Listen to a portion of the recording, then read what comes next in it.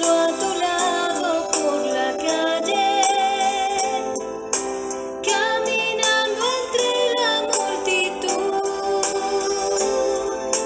Muchos ciegos van sin quererlo ver, llenos de ceguera espiritual. A los pocos días volvió Jesús a Cafarnaún. Se supo que estaba en casa. Acudieron tantos que no quedaba sitio ni a la puerta. Él proponía la palabra. Llegaron 4 personas llevando un paralítico. Como no podían entrar por tanta gente, levantaron una teja encima de donde estaba Jesús. Abrieron un boquete y descolgaron la camilla con el paralítico. Viendo Jesús la fe que tenían, le dijo al paralítico: tus pecados están perdonados. Unos escribas que estaban allí pensaban: ¿por qué habla así? Blasfema. ¿Quién puede perdonar pecados fuera de Dios?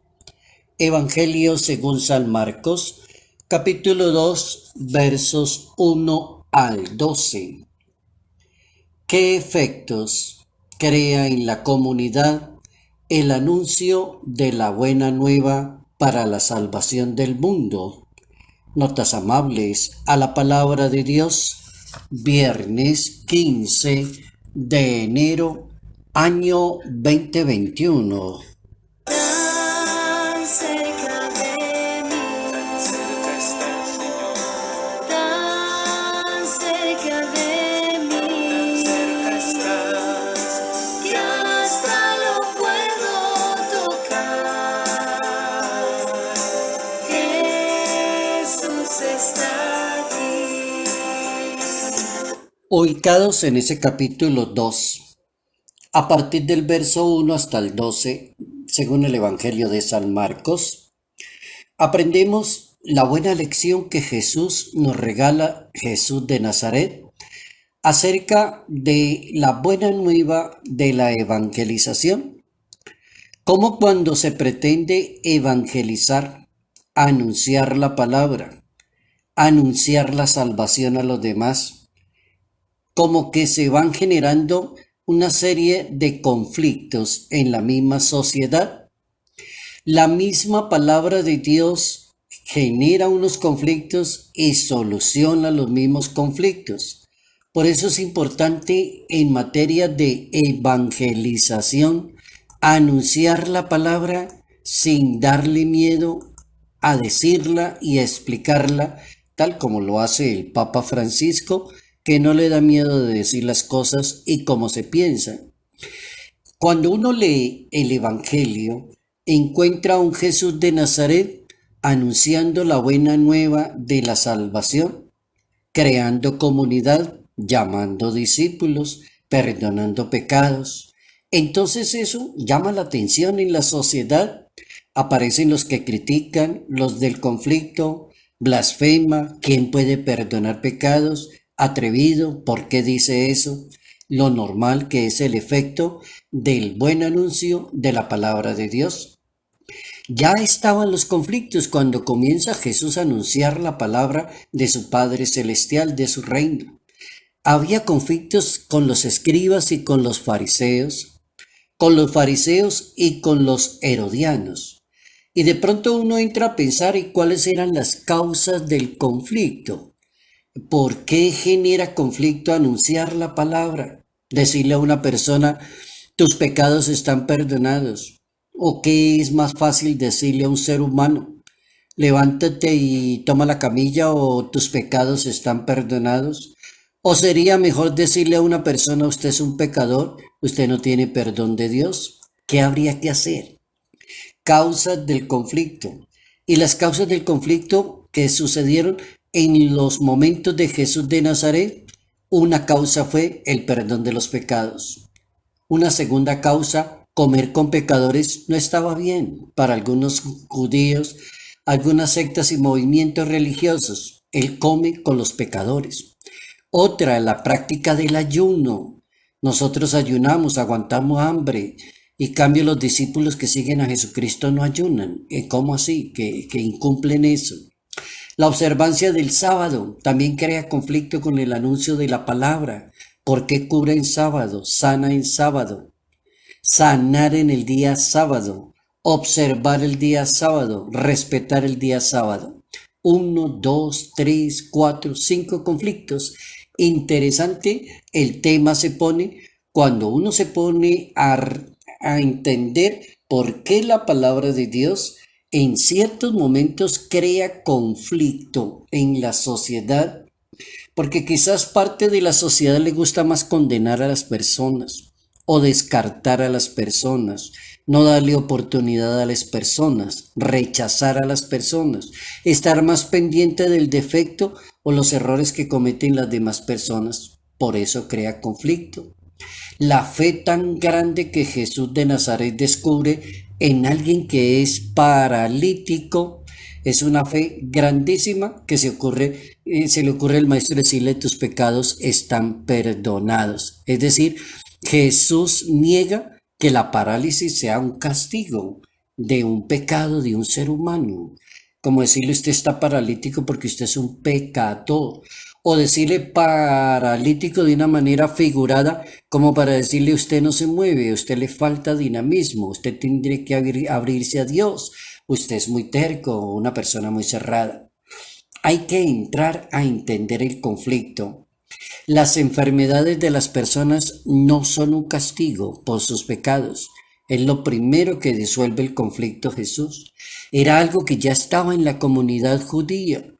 Había ciertas personas con ciertas enfermedades consideradas pecadores, impuros. Entonces, primera solución del conflicto de Jesús cuando anuncia la buena nueva, la misericordia y la bondad de Dios con los seres humanos, la intolerancia del ser humano con los demás seres humanos. Bastante triste, totalmente contrario a Dios. Las enfermedades no son un castigo por sus pecados. 2. Jesucristo abre como un nuevo camino para llegar a Dios. Es decir, aquello que los judíos consideran impuro no era impedimento para que las personas se acerquen a Dios. Como decirle a un leproso queda limpio o decirle a un paralítico levántate y anda y tus pecados están perdonados. Eso significa el sistema de Jesús de Nazaret. No es un impedimento para que la persona llegue a Dios. Tercero, el rostro de Dios no es el rostro severo, revelado por la actitud de muchos seres humanos que les gustaría todo lo contrario, porque perdona pecados. Este señor está blasfemando. ¿Quién puede perdonar pecados fuera de Dios? Jesucristo se dio cuenta de lo que pensaban los escribas y les dijo, ¿por qué piensan así? ¿Qué es más fácil decirle a un ser humano? Tus pecados están perdonados o levántate y toma tu camilla y ponte a andar, para que vean que el Hijo de Dios tiene potestad para perdonar pecados. ¿Cómo es la educación tan interesante de Jesús? Totalmente contraria a la mezquindad de un ser humano, a la manera tan dura de un ser humano cuando le toca hablar de otro ser humano, o calificarlo o dar una opinión de otra persona.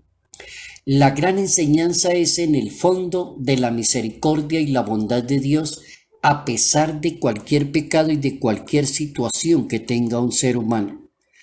El Papa Francisco, en una homilía en la Casa Santa Marta, un 7 de abril del año 2014, decía el Santo Padre, la misericordia es la forma como a Dios se le ocurre perdonar. Con esa frase lo dijo todo. La misericordia es la forma como a Dios se le ocurre perdonar.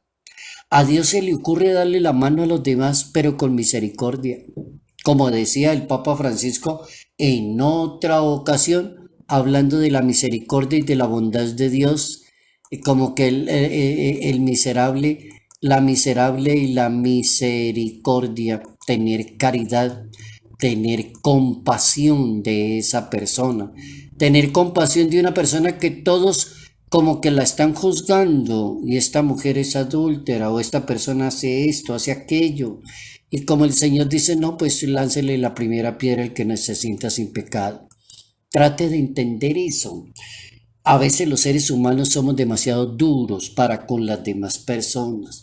Como quisiéramos cerrar la puerta y ponerle varios candados que con tal forma de que no pueda salir, no se le puede perdonar, no se le puede entender. El Papa Francisco nos da una gran clase.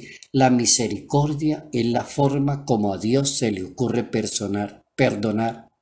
Dice el Papa que la misericordia va más allá y transforma la vida de un ser humano de tal manera que el pecado queda a un lado y comienza una vida nueva de ese ser humano. Va más allá y transforma la vida de un ser humano porque se llama misericordia. Bien interesante la lección del Santo Evangelio en ese capítulo 2, Evangelio según San Marcos. Cómo anunciar la palabra de Dios, disolver los conflictos que hay en la sociedad y se disuelven con la misericordia, con aprender siempre a tener misericordia de las demás personas. y que solo a Él le interesará. Él es más que un padre para mí. Salud, bondad, bien y bendición. Bendición en el nombre del Padre, bendición en el nombre del Hijo, bendición en el nombre del Espíritu Santo. Padre Jairo Yate Ramírez, Arquidiócesis de Ibagué,